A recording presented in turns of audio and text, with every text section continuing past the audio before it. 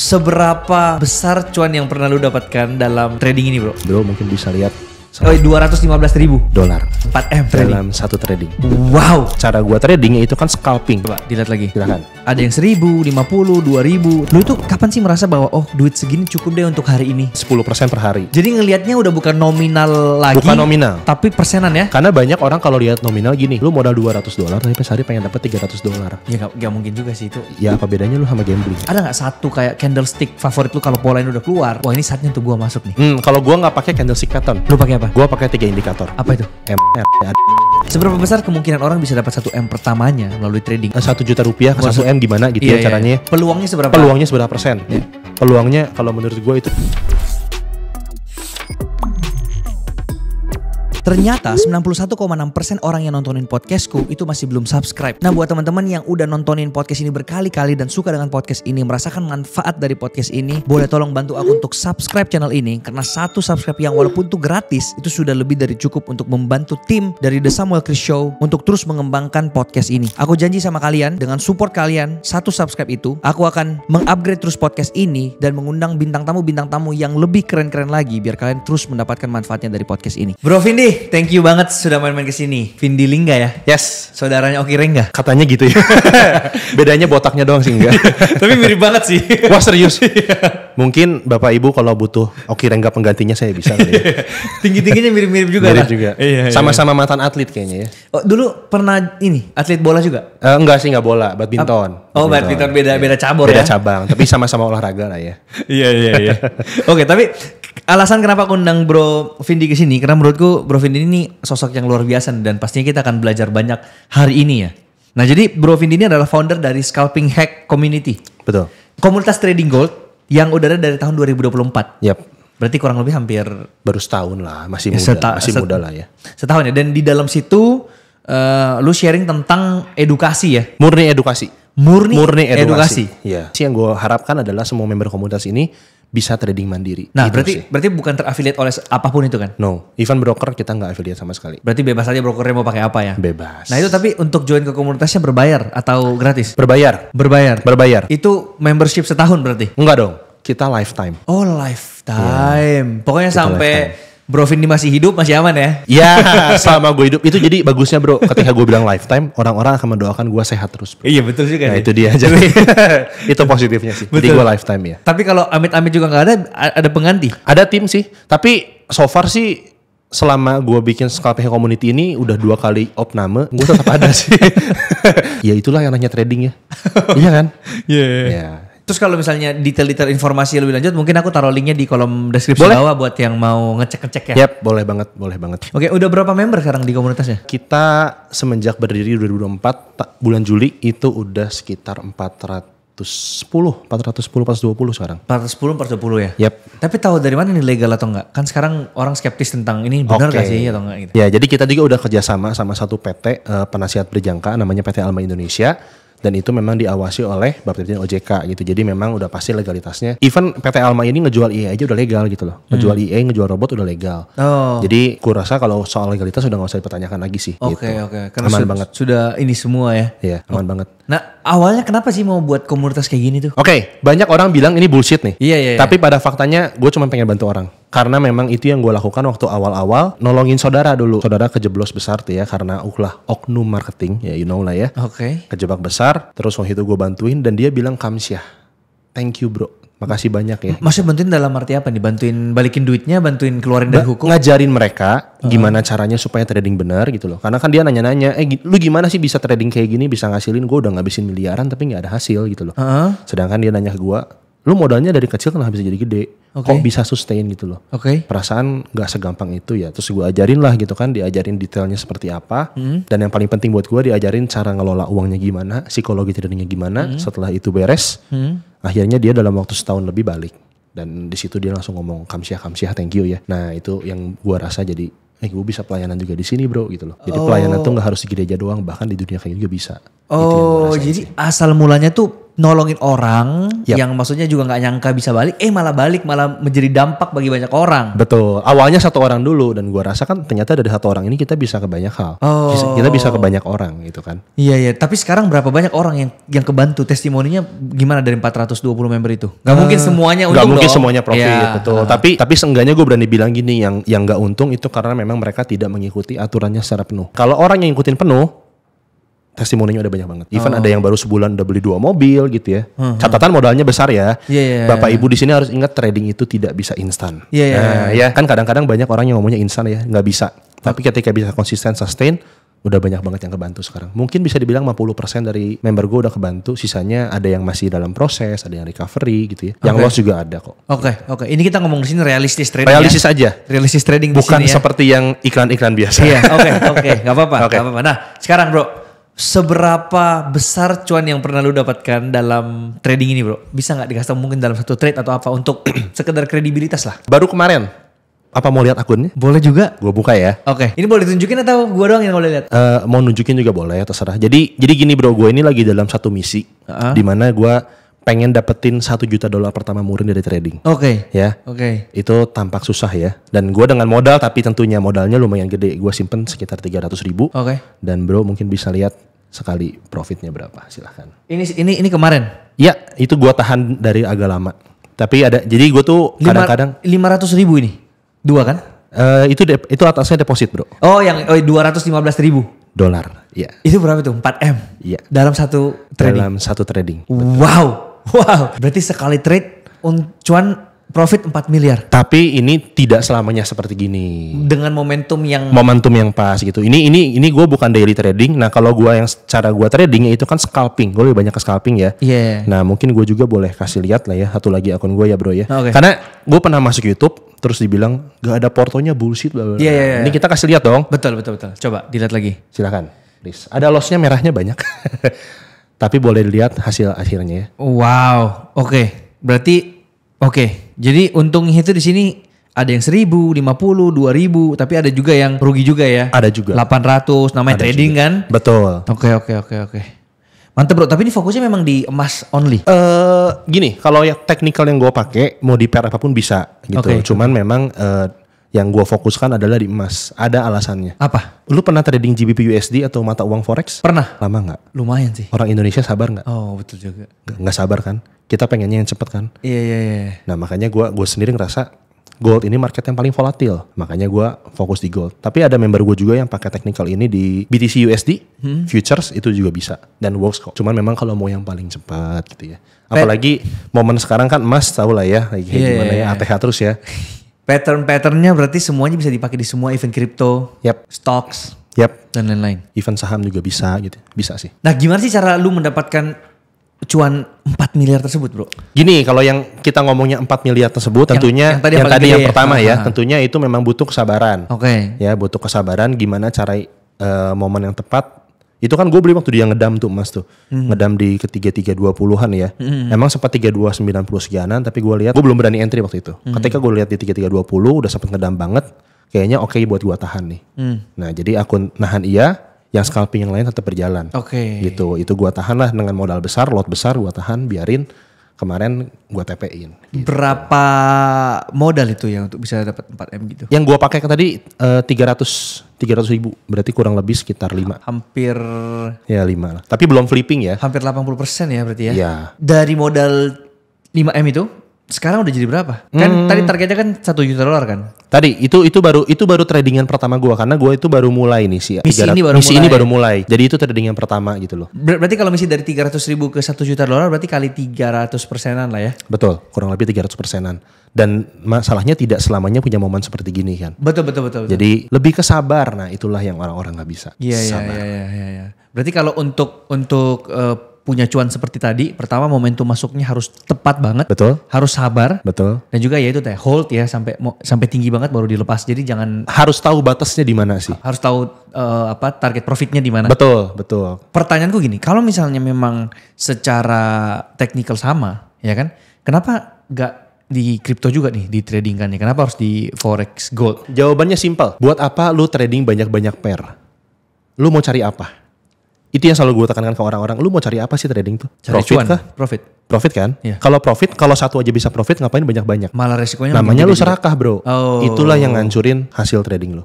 Ketika lu udah punya namanya serakah itu, lu pengen lebih, more and more, nggak pernah bersyukur, gue berani jamin hancur. Oke, ini nanti kita akan bahas secara teknikal gimana caranya lu untuk membuat batasan dan ada nggak strategi khusus untuk maksudnya dengan rasa bersyukur ini tapi secara long run-nya juga lumayan banget. Yes. Itu kita akan bahas nanti. Cuman sebelum itu, gue penasaran sih. Tadi lu ngomong bahwa strategi technical analysis yang lu ajarkan itu bisa masuk ke semua ini kan, semua pair. Instrumen ya, semua pair ya. Yep. Ada nggak satu kayak candlestick favorit lu kayak pola pattern yang menurut lu kalau pola ini udah keluar, wah ini saatnya untuk gua masuk nih. Kalau gua nggak pakai candlestick pattern. Lu pakai apa? Gua pakai 3 indikator. Apa itu? Nanti dibuka kelas di sini dong jadinya. Gak apa-apa. Jadi gue sebenarnya gue pakai indikator simple yang bukan mungkin nggak seribet Ichimoku liatnya gitu ya. Gue cuma pakai 3 aja. EMA, RSI, ADX. Oke. Gue paduin dengan settingan yang tepat gitu ya. Udah gitu tinggal lihat momentumnya kapan, di situ ada semua. Ada rulesnya ketika dia EMA-nya kemana, RSI-nya gimana, ADX-nya di atas berapa, dan breakout-nya gimana. Baru gue bisa entry sama TPSL-nya udah jelas semua berapa. Dan di berbagai time frame bisa. Cuman to be honest favorit gue adalah di time frame 1 menit. 1 menit. 1 menit yang orang bilang impossible. Kebanyakan orang kan 4 jam kan? Iya. Ini H4, H1 Iya, lah ya. H1. Ini, Karena kan gue kan benar-benar scalper sebenarnya. Jarang banget nih gue nahan profit kayak tadi, jarang banget. Oh. Itu karena gue lihat candlenya di daily. Oh. Nah, 3 indikator ini yang gue pakai ini bisa juga di daily, bisa. Cuman gue paling favorit di 1 menit. 1 menit. Itu harian gue. Oke. Berarti kalau orang yang join di situ pasti udah tahu lah ya. Tahu. Istilahnya kayak jelas banget diajarkan bahwa kalau ini pola udah keluar batas segini udah saatnya masuk. Betul. Oh. Itulah bedanya yang bisa gue bilang agak-agak sombong dikit ya. Yang gue bisa bilang membedakan ilmu yang gue kasih sama yang orang lain. Kalau orang lain kebanyakan di kelas preview itu nutup-tutupin. Benar gak sih? Gak bakal dikasih tahu semua. Di kelas gue ini even ilmunya aja dikasih tahu semua gitu loh. Lu semua dibocorin, nggak ada yang gue tutup-tutupin.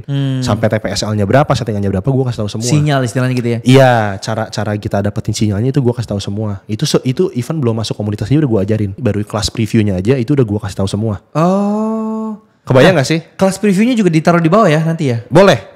Iya, Kelas previewnya gue kasih tahu semua. Apalagi ketika lu udah join di komunitasnya. Ya itu benefitnya pasti jauh lebih banyak. Iya, kalian intip-intip dulu lah ya yang di bawah nanti di kolom deskripsi bawah. Boleh. Intip-intip dulu gak ada salahnya, orang juga Gak ada free. salah, betul. Free kok. Free juga. Khusus untuk yang ikutan Samuel Chris.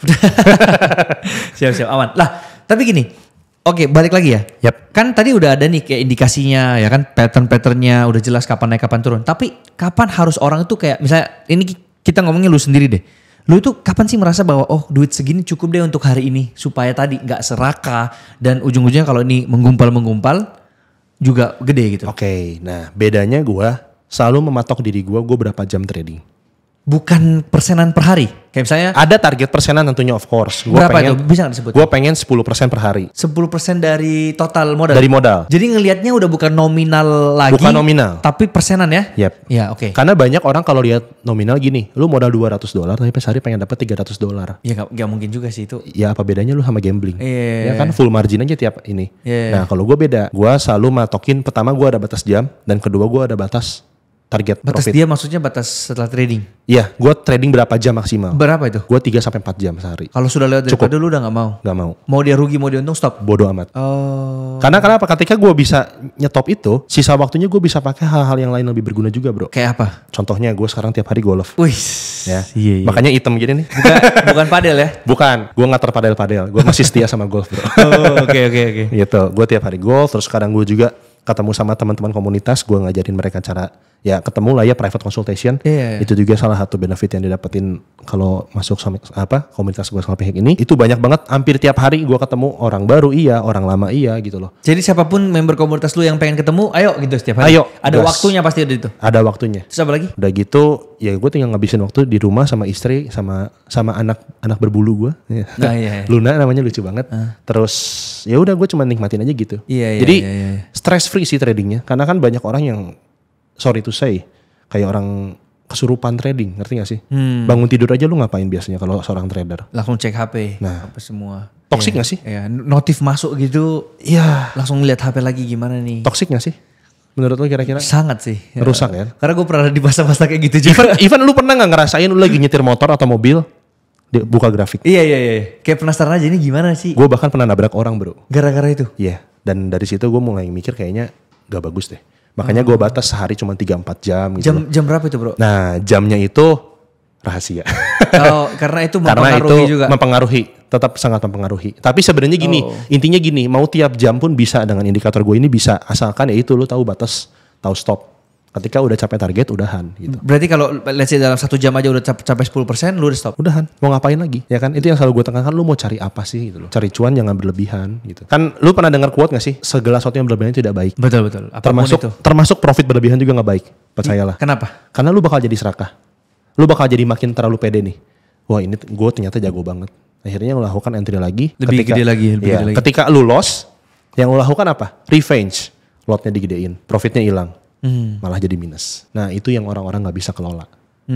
Itu yang orang-orang yang gak bisa kelola. Ini sebenarnya nyambung sama pertanyaan berikut gue sih. Kayak apa sih sebenarnya kesalahan terbesar orang pada saat trading yang membuat banyak orang itu rugi? Mungkin salah satunya tadi ya, serakah itu ya. Gak tau bersyukur ya. Gak tau bersyukur ya. Itu paling gede ya. Itu paling gede buat gue sih. Jadi kalau selama dia masih stick sama trading plan-nya dia, jarang ada yang gagal sebenarnya. Pada faktanya menurut ini penelitian yang gue pernah baca di Google, ya 70% trader itu gagal.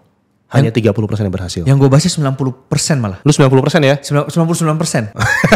Kayaknya enggak sih, enggak sebesar itu sih. 99,99. Banyak trader yang berhasil. Yeah. Cuman memang kesalahan utama biasanya orang-orang itu ya itu karena dia nggak pernah tahu kapan berhenti. Dia selalu hajar aja terus. Tiap pada momen hajar terus. Nggak ada istirahat. Itu ya? Ada lagi nggak alasan yang lain? Selain itu? Technical itu justru nomor 2. Pertamanya psikologi dan money management. Cara lu ngelola lotnya berapa. Kapan lu harus gedein lotnya, kapan waktunya lu kecilin lotnya. Gimana cara money managementnya tuh? Intinya gini, gue selalu menerapkan paling sekali profit itu sekitar 1-3% dari modal aja, gak usah gede-gede. Oke, misalkan modal gue 10.000, gue targetnya sekali profit itu cuma $300. Setelah itu tutup dulu? Ya. Baru buka lagi? Betul. Nah itu gue tinggal set TPSL-nya, misalkan aturan gue set TPSL-nya berapa? Misalkan gue pasang 30 pips gitu ya misalkan ya. Berarti pakai lotnya 1 dong. Nah kurang lebih seperti gitulah. Dibatas aja. Sekarang lu bayangin gini, ketika modal lu $10.000, lu sekali profit $300, sekali loss $300. Iya. Oke? Butuh berapa kali loss buat ngabisin itu MC? Belum 33 kali loss. Iya betul. Sekarang gue tanya ke lu mungkin gak tanpa analisa apapun loss 33 kali beruntun? Enggak mungkin sih kayaknya. Sial banget hidup lu kayaknya bro. Iya. Kalau mungkin ya enggak? Iya 33 kali loh. 33 kali. Sekarang gini, kita gak usah pakai teknikal aja, kita asal-asalan aja, asal pencet buy atau sell. Iya. Tapi kita pasang TPSL. Mungkin gak lu 33 kali loss beruntun? Gak mungkin sih. Ya kan, kecuali lu orangnya sial banget. Dan yang gue yakin nih, sorry to say, orang yang ikut trading, artinya dia punya modal, minimal dia punya faktor luck juga dalam hidupnya. Iya. Bener gak? Betul.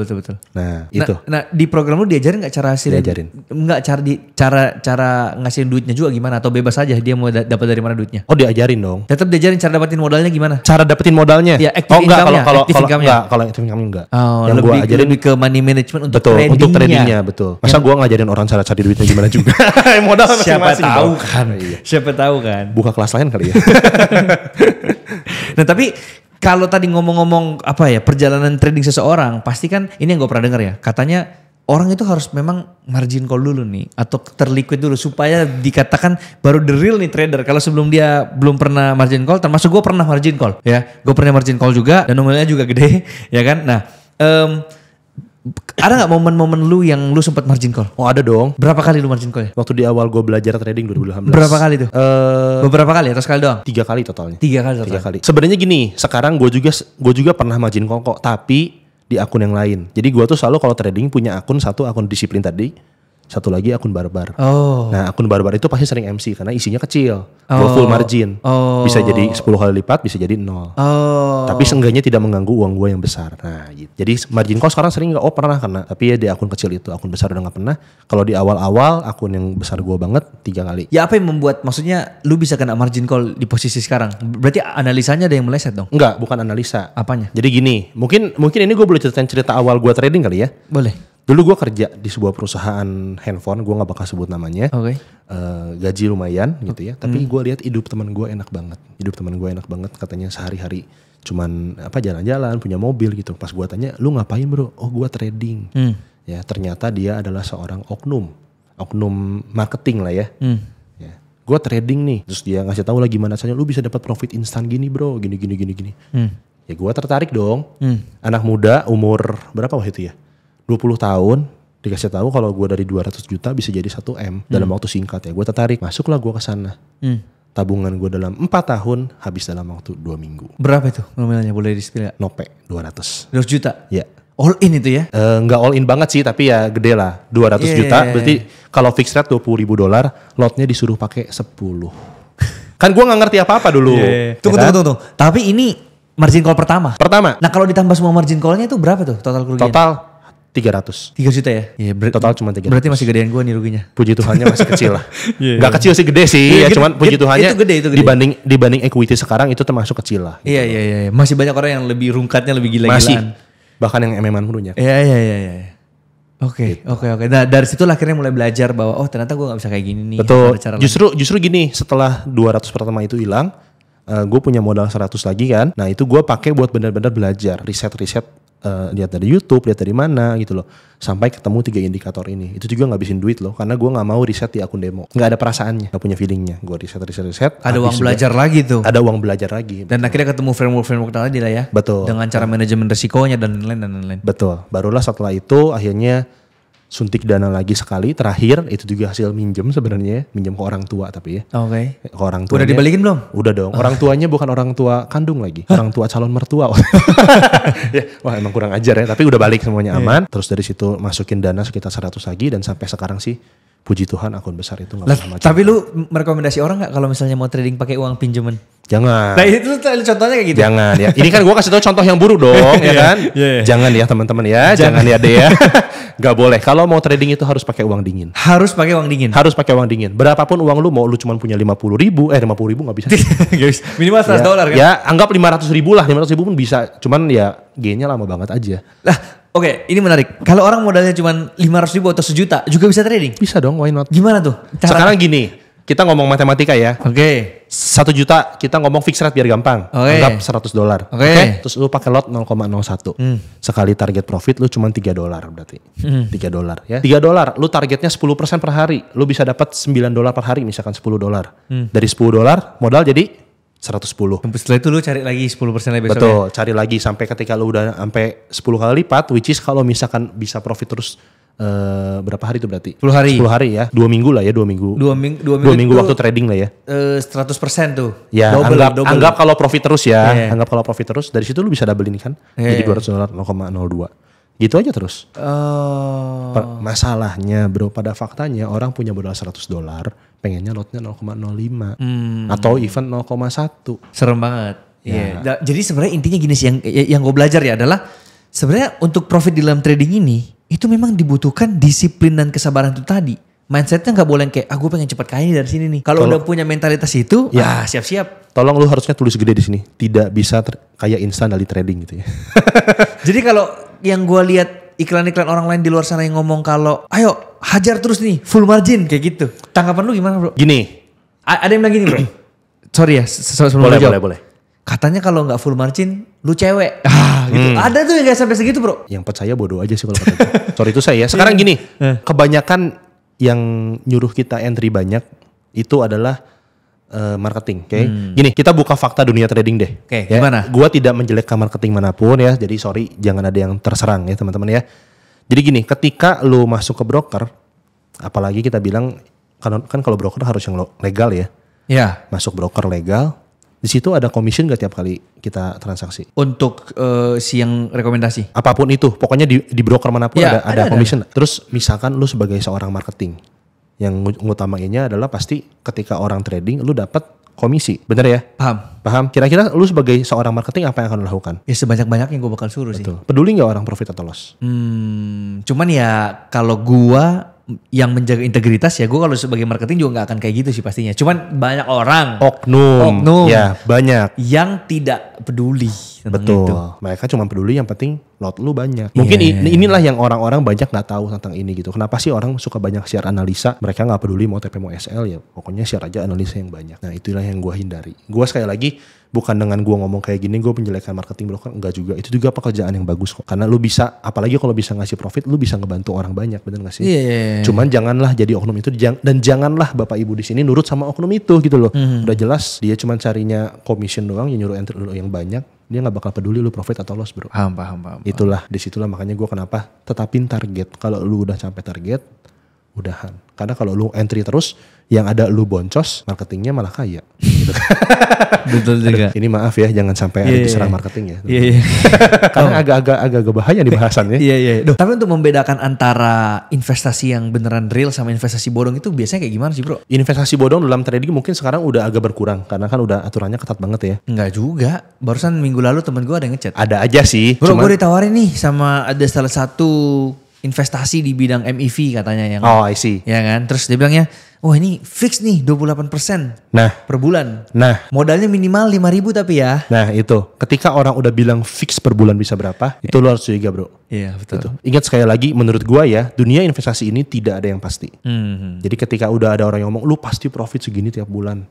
Atau tiap minggu, or even tiap hari. Kata gua, itu harus mulai waspada gitu loh. Karena bisa aja, apalagi ya kalau dalam dunia trading nih, apalagi nih, udah bro, lu simpan aja duit segini, nanti gue bantu tradingin.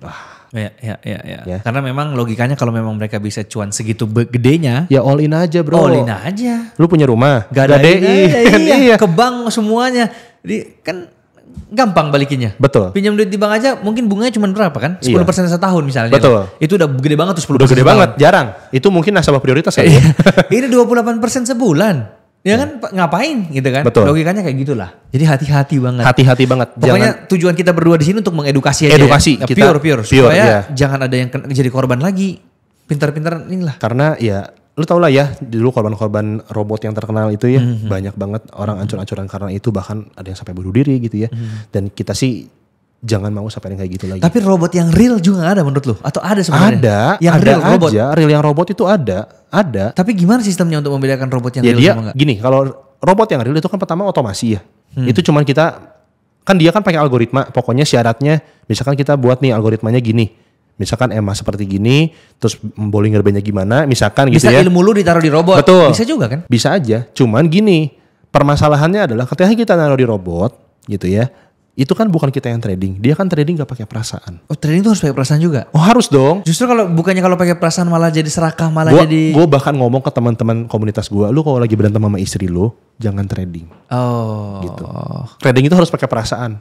Lu harus moodnya happy. Makanya gue kadang-kadang kalau gue lagi bete, gue gak trading.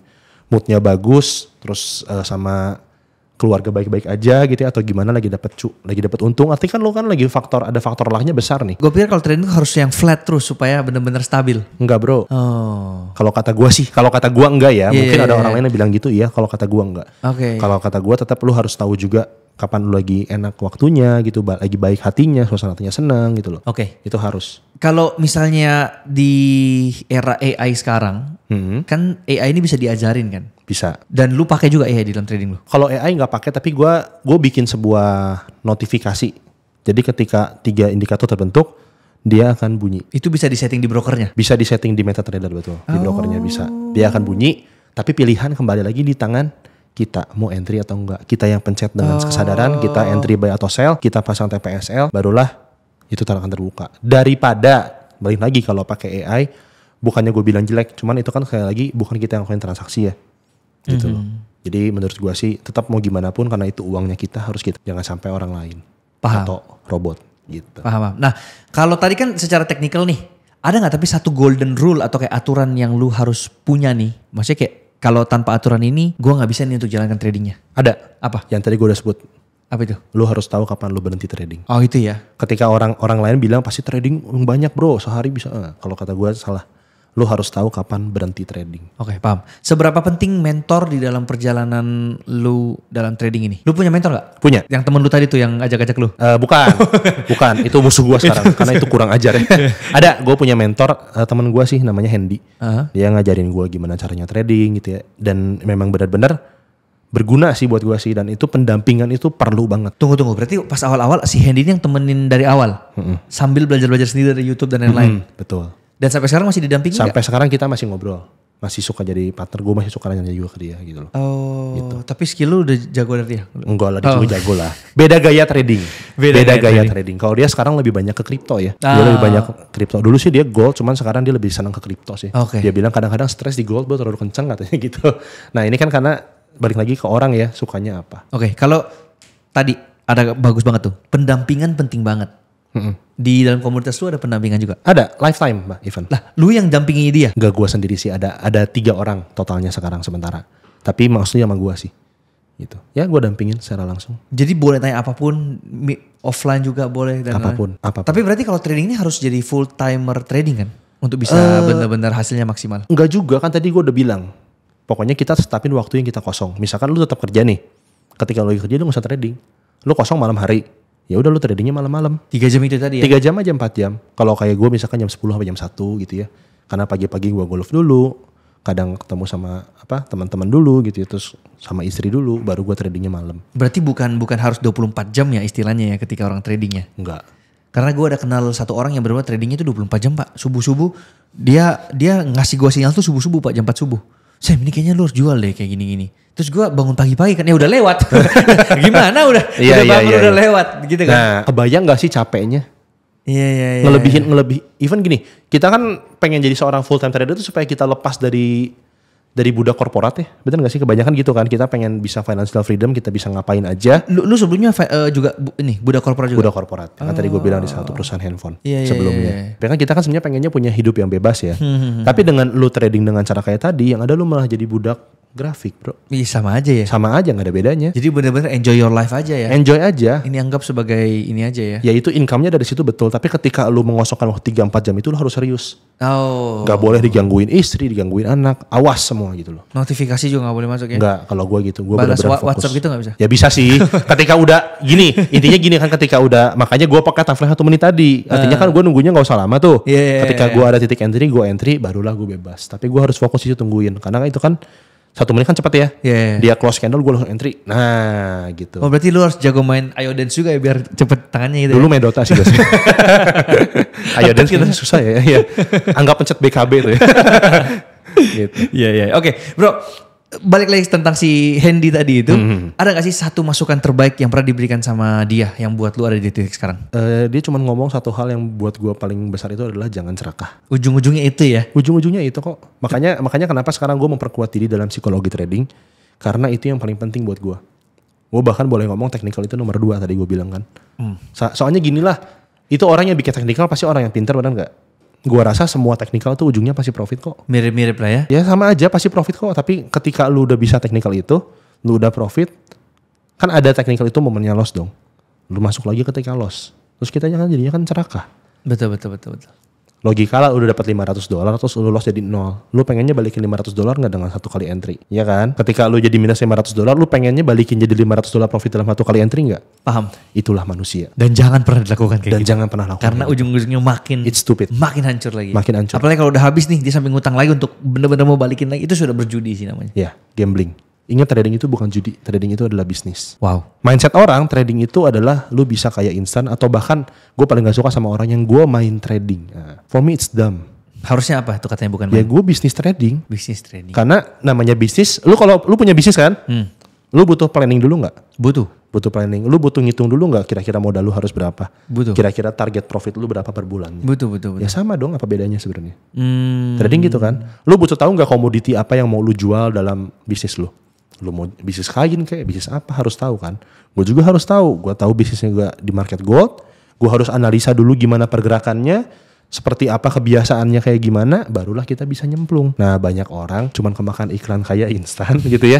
Terus oke, pencet. Nah itulah makanya. Sebenarnya kalau yang gue dengar dari tentang trading ini tidak sesulit yang kalian pikirkan. Kayak let's say kayak ada yang bilang wah trading ini memang harus pinter banget, IQ-nya harus 150 dulu dan lain-lain. Tidak sesulit itu sebenarnya. Yang penting lu bisa jaga psikologi, ada aturan-aturan yang lu harus jaga. Yes. Sebenarnya semuanya bisa. Even lu nggak usah ngerti candlestick pattern juga bisa kok. Lu nggak usah tahu semua indikator juga bisa kok. Iya. Gitu loh. Oke. Seberapa besar kemungkinan orang bisa dapat 1M pertamanya melalui trading? Ini kita ngomong dari benar-benar nol banget nih. Dari nol banget ya. Tanpa modal nih maksudnya. Tanpa modal. Jadi dia masih berusaha dulu untuk mencari modal, terus dia putar lagi ke trading. Oke. Kita ngomong deh dari 1 juta deh. 1 juta orang. Enggak, dari 1 juta rupiah ke 1M gimana gitu ya caranya. Peluangnya seberapa? Peluangnya seberapa persen? Iya. Peluangnya kalau menurut gue itu di atas 50% ada. Di atas 50%? Asalkan balik lagi orangnya tadi. Konsisten. Mengikuti peraturan semua. Di atas lama 50%. Sih nggak mungkin dalam waktu 1 tahun kayak kata gue enggak. Berapa tahun? Mungkin bisa lebih. Gue aja untuk sekarang dari modal 100. Tadi lu udah lihat akun gue banyak ya, lebih dari modal 100 juta, bukan $100. Bukannya 300.000 tadi katanya modalnya? Enggak, yang awal banget awal. nih. Yang awal banget dari 100 juta itu bisa sampai punya tadi 300.000 dan akun-akun lainnya. Jadi gue tuh punya akun banyak ya, itu butuh waktu 5 tahun. 100 juta itu kurang lebih sekarang hitungannya mungkin ya almost 10 lah. 10 M. Butuh waktu. Jadi mungkin secara apa ya, kesimpulannya ya awal kalau misalnya modal lu dari nol banget, ya lu harus cari 1 juta dulu buat dipakai minimal lah, betul. Buat dipakai belajar dulu, betul. Dan sambil lu tetap kerja. Jadi lu masih bisa suntik-suntik modal terus tuh, untuk mempercepat prosesnya sampai lu bisa capai 1 M pertama lu. Betul. Karena kita ngomongnya kalau misalnya apa ya, 1 M kan tidak semua orang bisa punya kesempatan itu. Yeah. Ada juga yang sampai meninggal pun dia gak bisa dapat 1 M pertamanya dia. Betul. Jadi siapa tahu dengan trading ini lu bisa menjadi salah satu orang yang breakthrough itu pertama di keluarga dan lain-lain. Nah tapi sekali lagi gue tidak berani menjanjikan, tidak boleh menjanjikan ya. Tapi asalkan diri lu nya bisa konsisten, bisa disiplin, tertib, tahu aturan. Banyaklah syaratnya itu banyak ya tadi ya gue bilangnya. Itu pasti bisa kok. Dan even mungkin gak ngabisin waktu, gak cukup 1-2 tahun. Mungkin 3 tahun, 4 tahun. Tapi kan lu akan nyampe di situ. Pada akhirnya lu akan nyampe. Karena kan ketika lu ngegulungin terus modal, profit, gulung lagi, nyampe kan pasti ujungnya kan. Pada akhirnya kesabaran yang paling penting. Yes, kesabaran adalah kunci. Ya, itu kayak quotes itu tuh kayak siapa ya? bukan ini ya, bukan cepat dan lain-lainnya, tapi long run-nya yang kita lihat. Iya, kita jangan mikir instan lah. Intinya menurut gua sih nggak ada bisnis apapun yang instan, nggak ada. Bro, selama lu hidup nih, ada nggak satu pelajaran terbesar yang lu pelajarin tentang uang yang nggak pernah diajarkan di sekolah? Uang itu adalah sumber kehancuran. Oh, itu yang lu malah pelajarin? Kalau lu gak bisa ngelolanya dengan baik. Oh. Ya. Gimana tuh maksudnya? Lu pernah gak ribut sama keluarga soal uang? Gue gak pernah. Gak pernah ya? Bersyukur lu. Soalnya gue pewaris. Pewaris ya? Oh ini bukan perintis ya? Iya bukan, jujur kan? Jujur, gak apa-apa. Iya gak apa-apa. Tapi ketika gini misalkan deh. Tapi yang paling simpel adalah banyak orang berebut warisan sampai sikat kiri kanan. Padahal saudara sendiri. Even ke teman aja kita minjem 100.000 aja bisa jadi ribut. Iya. Iya gak sih? Iya. Itulah makanya uang itu sebenarnya awal kehancuran ketika lu gak bisa ngelolanya. Ketika lu menjadikan uang itu adalah hamba, ini kayak di Alkitab ya. Adalah Tuhan. Betul. Kita hamba kita uang. Hambanya salah ya, balik ya. Ketika kita menjadi hamba uang, nah itu maksudnya ya. Hidup lu hancur bro, pasti bro. Jangan jadiin uang itu segalanya sih menurut gue sih. Kita perlu uang gak? Perlu. Tapi jangan jadikan itu segalanya. Ya soalnya sekarang mungkin di era flexing kali ya bro ya. Jadi kayak orang pengen cepet-cepet kayak untuk buktikan jati dirinya sebagai siapa. Iya, buat apa sih? Lu cuma mau dilihat orang ya? Mungkin karena mereka gak pernah berada di titik itu kali ya. Jadi kayak ketika mungkin selama ini hidupnya pahit ya sampai direndahkan oleh keluarga, dianggap remeh. Jadi memang butuh validasi itu. Sedangkan ketika yang lu lihat ya kayak old money atau orang yang kaya ya mereka gak butuh validasi lu karena mereka udah kaya dari awal. Nah, jadi mau naik Vario, mau naik mobil Avanza misalnya atau apapun itulah. Ya santai aja. Mau Grab pun santai aja karena dia gak butuh pengakuan dari orang lain. Ini menarik nih. Lu kan pewaris. Kebetulan gue perintis. Oke. Teman-teman gue mungkin tahu gue dari orang susah. Iya, oke. Gitu ya. Tapi yang gue pelajari nih, ketika orang-orang biasanya ketika lu dari orang susah terus lu jadi berhasil, lu flexing, justru gue gak mau kayak gitu. Oh. Alasan nomor 1 yang bercandanya nih ya, nanti diintip pajak bro. Itu bercandanya. Okay. Tapi gini, yang gue lakukan adalah gue gak mau flexing. Oke, mungkin gaya hidup gue naik. Contohnya gue main golf gitu. Gue punya mobil sekarang gitu ya. Tapi gue gak mau hal itu dipamerkan dengan sebegitunya aja. Kenapa? Karena ketika gue mamerin nanti akan ada orang yang ngelihat ke atas dan langsung bilang, bagus sih kalau ngomongnya gue mau jadi kayak gitu. Tapi banyak orang yang bilang malah ngehujat. Betul. Wah ini pasti kerjanya gak bener. Wah pasti ini gini. Lu bakal jadi dampak negatif ke orang sekitar ketika lu flexing itu tuh. Betul. Bahkan ada yang bilang kayak tadi, gue mau jadi kayak gini tapi caranya salah, malah makin hancur. Lu ngancurin orang. Ya. Ilustrasinya tuh kayak gini sih mungkin. Rumput kalau misalnya yang digunting itu kan yang pasti yang paling tinggi. Ya kan? Betul. Kalau rumputnya kecil-kecil rapi gitu, gak ada yang sadar. Gak ada yang sadar. Tapi begitu ada yang tumbuh satu sendiri, banyak orang yang mau banyak yang mau gunting. Hilangkan. Jadi sebenarnya ketika lu menjadi kaya itu balik lagi ke tujuan lu itu apa sebenarnya, ya kan? Karena tidak selamanya ketika lu flexing atau lu mau memamerkan bahwa gua kayak gini nih gitu kan. Bahkan ini ada yang paling kocak bro, temen gua dia suka banget upload foto dia lagi naik bisnis kelas di pesawat. Oke. Tapi lucunya adalah itu bukan punya dia. Jadi dia cuma naik paling cepat, dia duduk di situ terus difoto sama pramugari terus dia balik lagi ke ekonomi. Iya. Tapi dia nulisnya sampai kayak captionnya kayak wah alhamdulillah apa panjang banget kayak gitu-gitu. So kayak apa sih sebenarnya motivasinya? Buat apa Buat gitu kan? apa sih sebenarnya? Lu cuma mau dipandang orang bro, itu gak penting menurut gue sih. Iya. Yang penting adalah gini, ketika gue mau makan enak, gue bisa makan enak. Betul. Ketika orang tua gue sakit, gue bisa bantu bayar. Gitu ya, ketika butuh apa kita bisa, itu kan yang penting. Yang penting sebenarnya ya itu tadi kan fungsi utama kehidupan Yes. tidak bisa dijalankan. Betul. Dan ya kalau gue pribadi gue pengen kaya untuk bisa membantu lebih banyak orang. Yes. Istilahnya kayak gitu kan. Tapi sebenarnya ada yang lebih gak enak lagi bro. Ketika lu sebenarnya gak kaya tapi lu pura-pura jadi kaya. Itu sebenarnya gak enak banget bro. Gak enak. Karena pertama ya keluarga datang pinjamin duit. Terus lu juga gak bisa ngapa-ngapain karena lu sendiri tahu kapasitas lu kayak sampai Iya. di mana. Iya. Dan lu akan selalu memaksa. Ini gini, gue pernah dikasih tahu ya sama Dr. Richard Lee. Oke. Dia ngomong sama gue gini, Sam, gue tahu lu lagi rising lah sekarang. Tapi please sebisa mungkin, lu harus bertahan di level lu yang sekarang. Jangan naikin gaya hidup lu cepet-cepet. Kalau bisa 10 tahun lu stay dengan gaya hidup lu yang sekarang, walaupun pemasukan lu naik sebanyak itu, bagus. Stay selama mungkin. Jangan cepet-cepet naikin gaya hidup lu. Jangan naikin mobil lu, jangan naikin kalau bisa naik ekonomi dulu dan lain-lain. Yes. Kenapa dok? Ini gue gak tau gue bisa share ini atau enggak, tapi selama ini jadi edukasi It's kayaknya okay. it's okay lah ya. Dia ngomong gini, soalnya kalau udah di tahap kayak gue, ya kan yang udah bisnis misalnya kayak gitu, mau balik ke ekonomi, itu orang bilang apa? Iya. Wah menurun nih bisnisnya Dr. Richard nih. Iya. Iya kan? Betul. Dibicarain sama orang. Misal ganti mobil. Dia misalnya punya Rolls Royce misalnya. Ya kan? Tiba-tiba ganti mobil nih. Wah kenapa nih dijual nih Rolls Royce-nya? Padahal sebenarnya mau aja tukar atau udah bosan atau Duit apa. gua sebenarnya gitu kan. Tapi jadi omongan orang lain. Brand image betul. Dan lu bayangin kalau udah kayak gitu ya. Dia yang ngomong sama gue. Dia naik bisnis kelas. Kalau sendiri atau berdua lah sama istri. Masih fine. Tapi gimana dengan anak-anaknya? Iya. Keluarga istrinya kalau datang. Masa semuanya bisnis kelas? Dan kalau misalnya semuanya bisnis kelas juga pertama kan gak kuat bayarnya. Terus kalau misalnya pisah-pisah gitu juga gak mungkin. Gak mungkin. Jadi apa yang terjadi? Pertama liburan sekeluarga itu jadi mikir Gak enak, lagi gimana iya. gak enak lagi sama yang lain dan lain-lain. Jadi omongan orang iya. Jadi omongan orang. Tega ya mamahnya dikasih ekonomi gitu Jadi ya. ribet banget. Itu yang orang udah sultan aja, yang bener-bener the real kaya aja. Ngomong kayak gitu. Dia kalau ke mall harus mikirin fashion, dia harus celana panjang. Kalau gue bodo amat mau kaos pendek, celana pendek sekarang. Jadi dia makanya bilang, Iya. bagus banget stay kayak gitu. Nah lu bayangin, itu orang yang kaya aja, itu ngomongnya gitu. Apalagi yang pura-pura kaya bro. Itulah. Yang lu foto bisnis kelas tapi bukan kursi lu. Gue kayak sampai kayak, serem banget sih. Karena ya itu banyak sekarang orang tuh cuma butuh pengakuan. Padahal itu gak penting. Kalau buat gua justru ya lu rendah hati aja. Rendah hati bukan berarti lu rendah diri kok. Iya. Bener gak sih? Bener. Dengan lu rendah hati malah lu jadi contoh buat orang. Oh orang aja punya banyak uang kayak gitu ya. Gitu loh. Beda dengan misalkan punya mimpi. Misalkan kayak gue dari kecil gue punya mimpi. Gue pengen punya mobil sedan bagus gitu ya. Ketika gue punya uang gue wujudkan. Bukan berarti itu bukan buat flexing dong. Iya betul. Tapi gaya hidup gue sama gitu loh. Betul. Gitu. Betul. Nah itu yang penting sih gimana caranya mempertahankan gaya hidup lu. Jangan sampai ketika lu harta baru naik 2 kali lipat. Gaya hidup lu udah naik 10 kali lipat. Gitu. Itu dan ya kebanyakan orang gara-gara gaya hidup inilah sampai akhirnya pinjol lah dan lain-lain. Yes. Akhirnya rusak semuanya, bener-bener rusak Betul. semuanya. Betul. Oke, bro, ada gak sih kayak satu kebiasaan kecil yang lu lakuin secara konsisten mungkin dari lu remaja, SMA atau bahkan baru-baru ini yang ternyata habit kecil ini berdampak banget buat lu in a positive way? Tiap gue berdoa, gue selalu bersyukur buat semua berkat Tuhan gitu aja.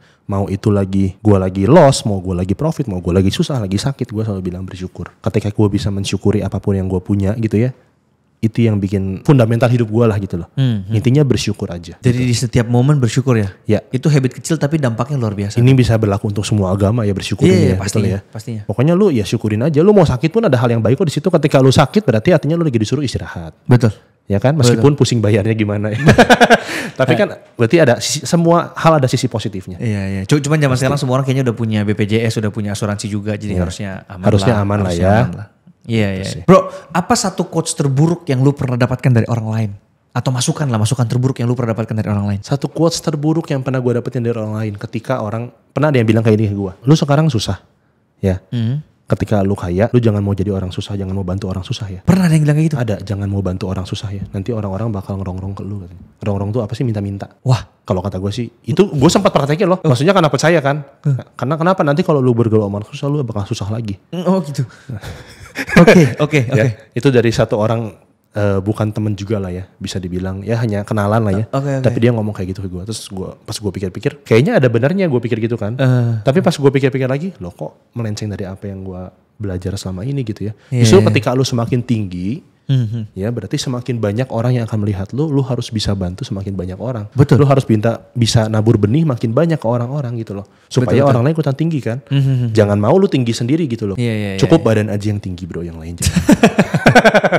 Betul-betul. Apa sih hidup ini kalau, ini ya guys, aku bilang ya. Mungkin kalian yang belum pernah mendapatkan 100 juta pertama, 1M pertama, untuk mendapatkan level itu bakal happy banget. Pertama kali. Tapi begitu sudah di atas itu hanya sekedar angka. Hanya literally sekedar angka. Dan kita anggap itu sebagai leaderboard yang kayak main game, yang kayak tujuan kita bekerja lebih keras tuh bukan supaya kita lebih kaya, tapi supaya kayak bisa gak ya gue kalahin diri gue di tahun lalu untuk mendapatkan omset sekian. Ya, target itu penting. Nah itu yang mungkin aku harus make sure dan harus ditekankan di sini, karena jangan sampai lu berpikir bahwa dengan gue punya 10M, 100M, 200M, 1 triliun sekalipun gue jadi bener-bener happy-nya juga, nambah juga gitu loh. Secara grafik happy itu ada mentoknya. Jadi kayak lu selama kehidupan dasar lu udah tercukupi dan apapun yang lu mau beli udah bisa, misalnya udah punya rumah, udah punya mobil, jam tangan dan lain-lain, selebihnya itu bener-bener hanya sebagai angka. Gitu loh. Jadi jangan sampai lu menghalalkan segala cara untuk bener-bener, bahkan gue kalau lihat sekarang berita-berita koruptor apa gitu, apa sih yang mereka cari? Dan jangan lupa bro, angka itu bisa hilang kapan aja. Bener. Angka itu bisa hilang kapan aja. Tuhan sekali gini doang, bisa jadi musuh masyarakat dalam semalam ya.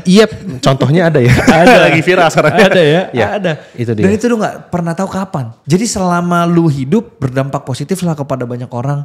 Gue juga salah satunya punya pelatihan content creator bro. Gue selalu ngomong sama, ya puji Tuhan gue sekarang udah ribuan lah member gue. Gue bilang sama murid-murid ini, lu kalau menciptakan konten itu harus sesuatu yang lu bangga. Jangan sampai lu viral karena kontroversi, gue bilang. Betul. Gue bilang gue udah 8 tahun jadi content creator, gak ada satupun kontroversi gue loh. Literally kalaupun ada yang benci sama gue pasti banyak ya content creator yang benci sama gue dan lain-lain. Gue selalu diem atau enggak gue selesain di belakang. Gue bilang lu punya masalah sama gue kan? Kita ngobrol yuk. Gak usah sih upload di sosial media gitu loh. Karena bagi gue viral itu bisa kita capai lewat konten positif juga. Gak mesti semuanya harus diumbar-umbarin kayak senggol kiri, senggol kanan, ngapain sih gitu kan istilahnya. Betul. Ini kalau gue ya. Betul. Filosofi gue nih. Karena jejak digital ada. Dan yang terlebih penting adalah kita kan mau jadi dampak buat banyak orang. Betul. Dengan kita maki-maki orang, kita ngehujat kiri kanan, kita kontroversi. Apa sih dampaknya untuk orang lain? Itu sih yang gue selalu lihat dari sisi itunya sih. Itulah kenapa gue setuju banget. Gue punya satu quote yang benar-benar bagus. Yang gue selalu ucapkan ke orang-orang. Yaitu, ini mungkin Alkitab. Dimanapun kamu berada, kamu harus menjadi garam dan terang dunia. Artinya apa? Gue mau di posisi gelap pun, ya, gue di tempat yang gelap pun banyak kerumunan orang gelap, gue tetap jadi terang di situ. Artinya gue jadi berkat buat orang di situ. Wow. Ya, dan ketika lu ada di air tawar pun gitu ya, dengan lu jadi garam, lu bisa bikin jadi sop enak bro.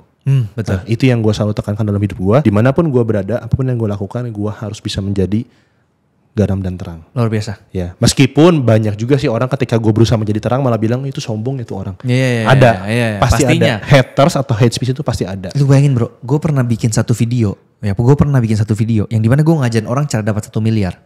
Literally gue tulis caranya, gue ajarin secara terperinci dan ini free. Karena kan gue kasih di sosmed secara gratis untuk siapapun. Masih ada juga yang hujat. Dia bilang, lu mah pewaris, gimana ini, gimana tuh. Semua dipermasalahkan. Pertanyaan gue, emangnya kalau gue gak bikin video itu gue yang rugi? Enggak. Justru ketika gue buat video itu kan lu yang untung nih. Kalau gue gak bikin video apa-apa, gue stop nih sekarang edukasi nih. Gue gak akan melarat. Lu masih kaya bro, gitu aja.